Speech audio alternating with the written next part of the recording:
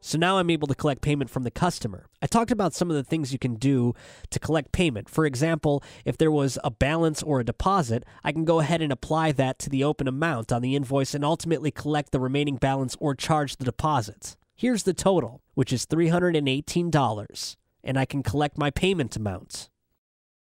I can collect in a couple different ways. I can take a check by plugging in the check number and signature name, and I'll ultimately get the check from the customer. I can click credit card and plug in a credit card swiper to the headphone jack, which will enable me then to swipe a card or key in the credit card information right here, and then run the card in real time and connect up to your processor of choice. That's a big selling point there, being able to have customers be able to use their own relationship with credit card processors, not requiring them to work with ours. We have other options too. So if the customer has other payment options such as cash or finance, technicians can select that right here and collect those payment types from the customers. Of course, there is none for those instances when you're not collecting payments.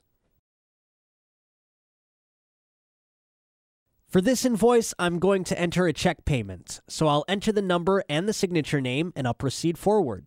The check policy pops up, which can be used to remind the technicians to do work, or it can also be a customer-facing notification, showing the check policy for the customer. The customer will click yes, and it will bring them to another signature screen. This time, it's going to be an approval screen. After the work is completed, this will confirm the work has been done to their satisfaction. With that, we have a logo, same job information as before. This time, the work suggested and work done notes are on the invoice, and I even have the line items with how much the customer saved right here. I have the payment information along with the terms and conditions, as well as the previous signatures I collected.